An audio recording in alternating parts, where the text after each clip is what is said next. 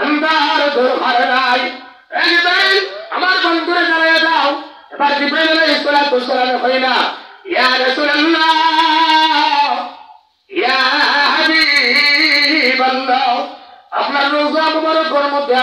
আপনার উম্মতের সালাম পৌঁছে দেওয়ার লাগিয়া আমি জিবরাইল বাসি দিলহা সুবহানাল্লাহ ইয়া রাসূলুল্লাহ আপনি খানবুক কারা আপনার উম্মতের সালাম পৌঁছে দেওয়ার লাগিয়া আল্লাহ একজন ফেরেশতা আছে পৃথিবীর মধ্যে যতজন মাখলুক আছে যতজন মানুষ আছে এই ফেরেশতার কতটা কাজ আছে দিলহা সুবহানাল্লাহ ইয়া রাসূলুল্লাহ আপনার উম্মতের সালাম বাবার নাম করিয়া দাদার নাম করিয়া তার 14 গোষ্ঠীর নাম করিয়া আপনার রোজার মধ্যে পৌঁছে দেওয়ার লাগিয়া একজন ফেরেশতা নিয়োজিত আছেন আমি তো জিবরাইল আছি যেরকম সুবহানাল্লাহ আর দুরূদ শরীফ পড়া আল্লাহুম্মা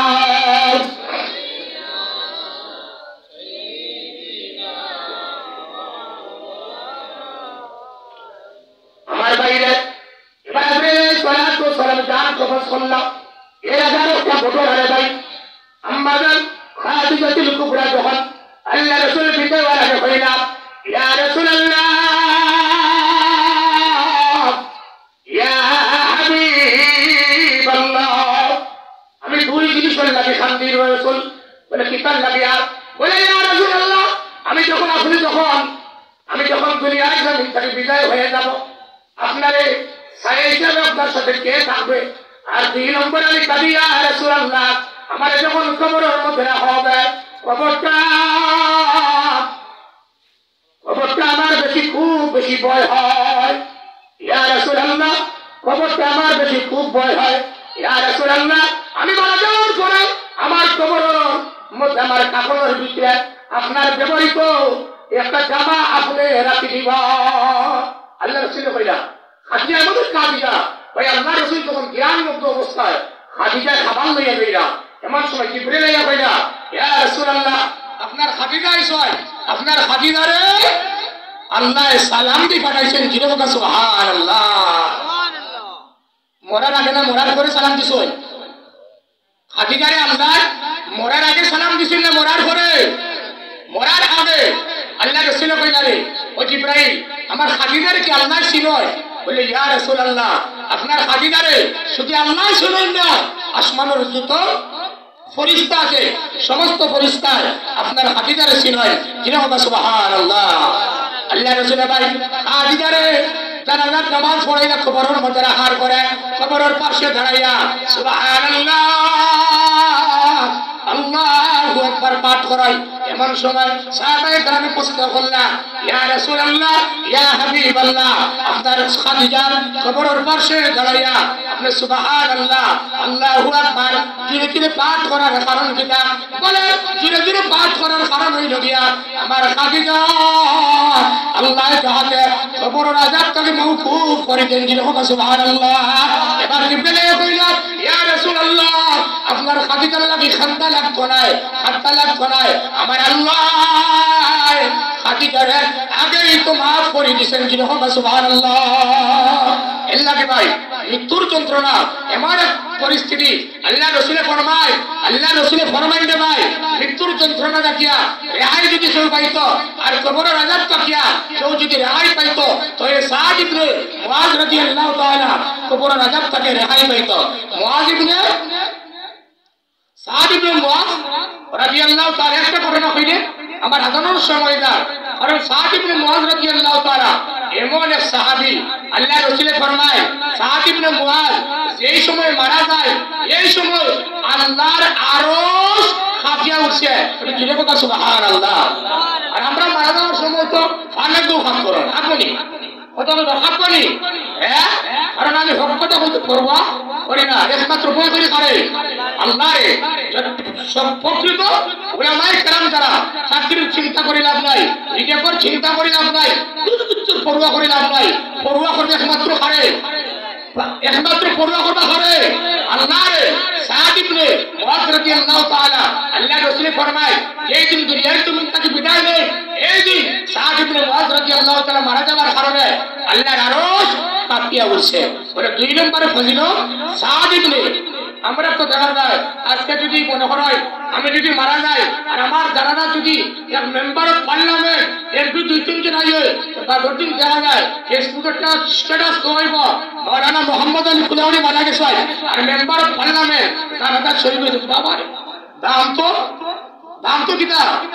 কম না ঠিক না বেটি কইলাম হ্যাঁ সামান্য দুনিয়ায় নেতা আর নেতা যদি জানাজা শরীফ হয়ে গিয়া আমরা মনে করি বাবা বেটার কিতা আছে দাম আছে সাদ ইবনে মুআয রাদিয়াল্লাহু তাআলা জানাজা আল্লাহ রাসূল ফরমায় ৭০,০০০ ফেরেশতা আসমান থেকে জানাজা চলে গইছে আপনি জিনে বলতে সুবহানাল্লাহ এরপরে আল্লাহ রাসূল ফরমায় দে ভাই হাসরের ময়দানে এত নবী এত সাহাবী এত উম্মত কত ফেরেশতা তো এই হাসরের ময়দানে আল্লাহ রাসূল ফরমায় যখন সাদ ইবনে মুআযর লাশটা গোর তাকির দাফরি নেওয়ার সময় সাইদর মা সাদ ইবনে মুআযর শান্তি দিলা আল্লাহ রাসূল কইলা ও সাদ ইবনে মুআযর মা লা তাকি তুমি খান্দিও না আর খান্দিতা কিতাল লাগিয়া তোমার ছেলে তো এমন ছেলে হাসরের ময়দানে আল্লাহর রাত কেউ বন্ধ করায় সর্বপ্রথম আল্লাহ জাত দিকে তাকাইয়া মুস্কি আসিবা ও মুস্কি আসবা জাত দিকে তাকাইয়া তার নাম হইল গিয়া তোমার ছেলে সাদ ইবনে মুআয সুবহানাল্লাহ আমরা দিকে তাকাইয়া কে আসবা আল্লাহ তো বালা করে দেখাল আমরা তো দুনিয়ায় তাকিয়া জান্নাতের টিকে দিলে দেই না দেই না হ্যাঁ জান্নাতের টিকে আমরা দুনিয়ায় তাকিয়া দিলাই ভাই সাদ ইবনে মুআয রাসূলে কইরা এ মা তুমি খান দিও না তোমার বাচ্চার দিকে তাকাইয়া আল্লাহ সর্বপ্রথম হাসরের ময়দানে মুস্কি আসবা যিনি বলা সুবহানাল্লাহ এরপরে সাদ ইবনে মুআয লাশ যখন কোরআন দি বইয়া লিয়া যায় মুনাফিক বলে কিছু বহন করছি না সমালোচনা করে নে সাদ ইবনে মুআয লাশ দেখা যায় বড় পাতলা আল্লাহ রাসূলের খানো খবর আইলো আল্লাহ রাসূলে কইলা রে এ তোমরা তো জানো না তোমরা মাত্র শুধুমাত্র এই মরার খাটিয়াটা তোমরা কাতর মতো বহন করে না কিন্তু আমার সাদ ইবনে মুআয এই মরার খাটিয়াটা আল্লাহর ফেরেশতা বলে বহন করিয়া জানাজার ময়দানে হইয়া যাইরা যিনি হক সুবহানাল্লাহ এরপরে আল্লাহ রাসূল ফরমায় এ সাহাবায়ে کرام তোমরা জানোনি আমার সাদ ইবনে মুআয কবর তাকিয়া যারা সাদ ইবনে মুআযের কবরে খনন করছিল এর মধ্যে একজনের নাকি হযরত আবু সাইদ খুদরি রাদিয়াল্লাহু তাআলা আবু সাইদ খুদরি কইরা আমি হযরত সাদ ইবনে মুআযের খবর খনন করার সময় কিন্তু আমরা খনন করার সময় দেখা যায় এমন বড় বড় পাথর পড়ে আমরা খবর খোঁজার সময় গাছর জোর পড়ে ওটা ঠিক না বেটি ঠিক না বেটি হ্যাঁ বাইরে আমি আগে কইছি জাহান্নাম শুরু করবা হারে দিয়া কথা বলবে জাহান্নাম শুরু করবা হারে দিয়া কই না পারে হারে দিয়া আমরা দিয়া হারে দিয়া আলিম রে দিয়া মুল্লাই দিয়া মনিফুরি দিনায় চাকমা দিনায় হিন্দু দিনায় এটা সুফাইয়াল আসমাই বর্ণনা করেন আবু হুরায়রা থেকে বর্ণিত হাদিস আমি গত বছর আলোচনা করছিলাম বিষয়টা নিয়ে তো আল্লাহ রাসূলের কইলে এ সাহাবায়ে کرام আমার যে সাদ ইবনে মুআয এরপরেও আমি কবরের পাশে দাঁড়াইয়া সাদের কবরের পাশে যখন দাঁড়াইলাম তখন জিবরাইলে কইরা ইয়া রাসূলুল্লাহ আপনার সাদরে কবরে চাপা দেওয়ার লাগিয়া কবর দৌড়িয়া বুঝছেন তো কথাটা আমরা জানা যায় ফেরেশতা আইরানি ওই নাইরানি আল্লাহ রাসূল কই জিবরাইলে বলে রাসূলুল্লাহ আপনার সাদের কবর দুনো পাশে যদি সংকীর্ণ হইয়া সাদরে চাপা দেওয়ার লাগিয়া এমন সময় আল্লাহ রাসূল কইলা সুবহানাল্লাহ আল্লাহু আকবার সাহাবায়ে کرام আবার প্রশ্ন করলেন ইয়া রাসূলুল্লাহ আপনি সুবহানাল্লাহ আল্লাহু আকবার পাঠ করার কারণ কিটা বলে এই মুহূর্তে জিবরাইলে আমারে জানাইছেন সাদর দুনো পাশে তাকিয়া মাটি দৌড়িয়া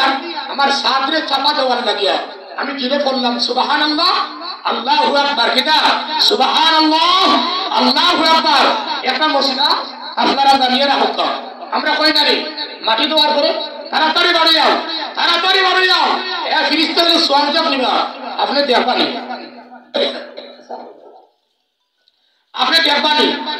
তারপরে তো সোয়াল জব দেখবানি না আল্লাহ রাসূলের আম্মাজান খাদিজাতুল কুবরা রে মাটি দেওয়ার পরে কবরের পারে দাঁড়িয়ে তিলাওয়াত করছেন, দোয়া করছেন। সাদ ইবনে মুআয কবরের পাশে দাঁড়াইয়া আল্লাহ রাসূল সুবহানাল্লাহ আল্লাহু আকবার পাঠ করছেন। তাহলে বোঝা গেল আপনি মাটি দেওয়ার পরে কবরের ভিতরে তাকিয়া মানে ফারা দাঁড়িয়ে জিয়ারত করুকা আর বারে দাঁড়িয়ে জিয়ারত করুকা কোনো অসুবিধা কথা বলে কোনো অসুবিধা?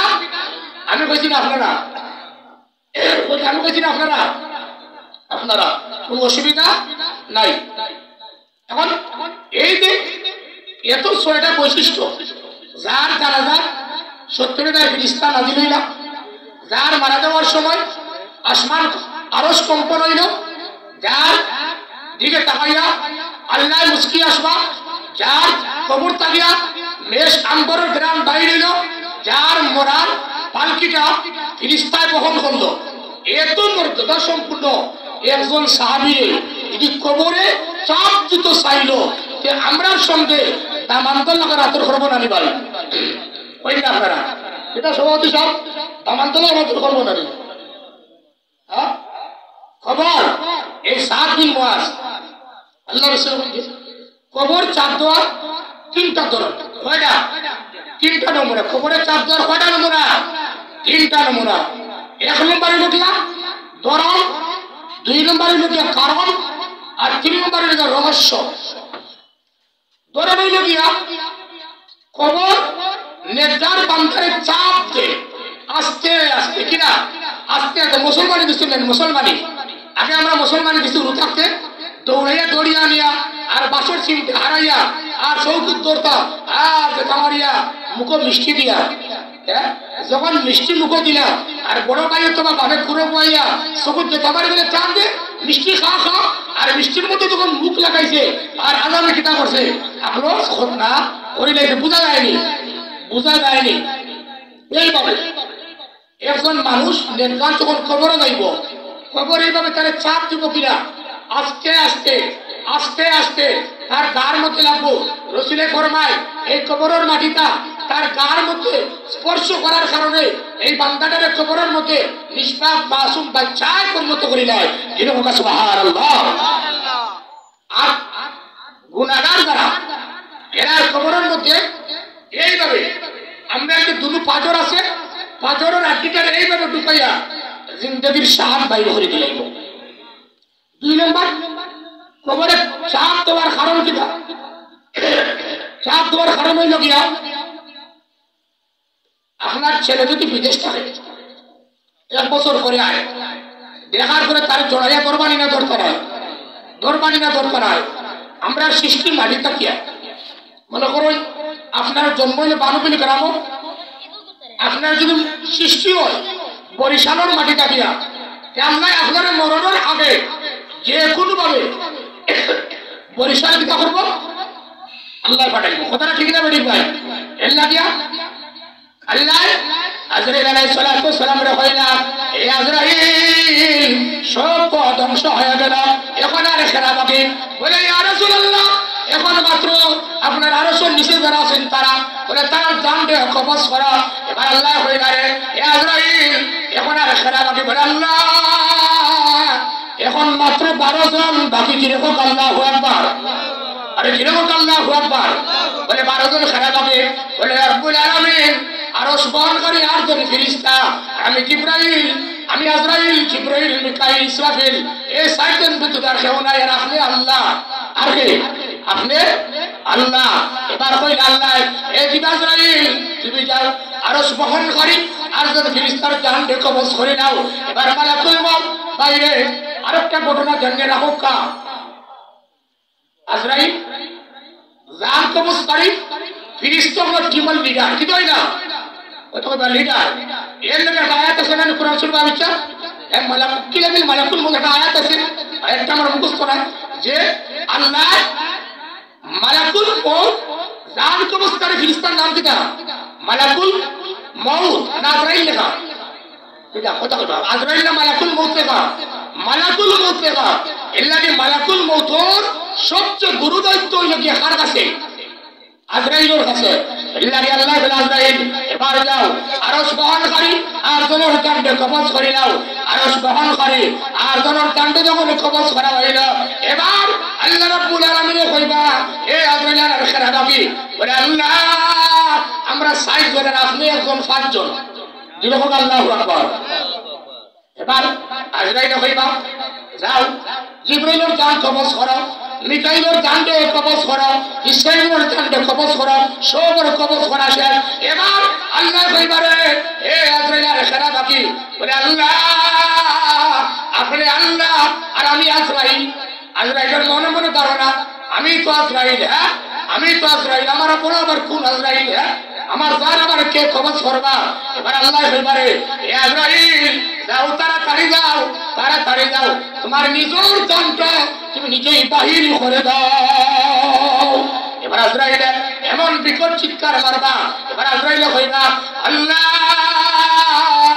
জান কবজের সময় মানুষের এত যে কষ্ট হয় আল্লাহ আমি যদি জানতাম আমি জীবনে আজরাইলি বাহির নিতাম না ওই মালাকুল মউত এর লাগে মৃত্যুর রাত থাকিয়া কেউ রেহাই পাওয়া সম্ভব নয় আবার অত্র এলাকার মুসল্লি লিখারাম বাবা হল বাই হল বাইরের মেহমান হল দাওয়াত দিছেন বাহিরও মেহমান হল দাওয়াত দিছেন আর দাওয়াত দিয়ে আপনারা কেউ নাই আর আমার তো সভাপতি ৬ জনের মধ্যে একদম সভাপতি দেখি আর কেউ দৃষ্টি নয় সভাপতি মন্ডলী আমরা ৬ জন আসই আমরা দোয়া করি ওয়াদের শেষ পর্যন্ত তার তাহার লাগিয়া আল্লাহ তাআলার হায়াত দিতা যেটা হোক আমিন সাল্লাল্লাহু আলা সাইয়্যিদিনা মাওলানা মুহাম্মদ ওয়া আলা আলিহি ওয়া সাহবিহি ওয়া সাল্লাম সাল্লাল্লাহু আলা সাইয়্যিদিনা ওয়া মাওলানা মুহাম্মদ ওয়া আলা আলিহি ওয়া আসহাবিহি ওয়া সাল্লাম আল্লাহুম্মা আমিন আলহামদুলিল্লাহিল্লাযী আফানি মিম্মা বতালাকা বিহি ওয়া বাদদালানি আলা কাসীর মিম্মান খালাকা তাফদীলা ইয়া আল্লাহ পরওয়ারদিগার আলম ঐতিহ্যবাহী কমলগঞ্জ উপজেলার আদমপুর ইউনিয়নের বানু বিলাল মাহাব্বা লতিফিয়া বিদিয়া মাদ্রাসা কর্তৃক আয়োজিত আজকের মাহফিল আয়োজন করার লাগে যারা পরিশ্রম করছেন আল্লাহ যারা সাহায্য করছেন আল্লাহ তারা দুনিয়া করে তোর ভালোই নসিব ফরমাইয়া ইয়া আল্লাহ ইয়া আল্লাহ এই মাদ্রাসারে আল্লাহ দিনের বাগান হিসেবে কবুল করিও যে উস্তাদ হলে তালিম দেন আল্লাহ তাআলা পরিপূর্ণ সুন্নতর পাবন্দি তোমার তৌফিক দান করে দিও আয় আল্লাহ তাআলা ছাত্র হলেরও পরিপূর্ণ সুন্নতর পাবন্দি তোমার তৌফিক দান করে দিও আয় আল্লাহ মেহেরবানি করিয়া আল্লাহ মাদ্রাসা পরিচালনা কমিটির হায়াত বাড়াইয়া দিও আয় আল্লাহ এই মাহফিলটা আল্লাহ কিয়ামত পর্যন্ত দায়েম আর কায়েম রাখিও আয় আল্লাহ বানাবিল এলাকা থাকিয়া আল্লাহ আমরা বাংলাদেশ থাকিয়া আল্লাহ যত ভাই বাতিজা বিদেশ বাড়িয়া হয় আল্লাহ তারার বাবা সন্তরে আল্লাহ সালামতর জিন্দেগি নসিব ফরমাও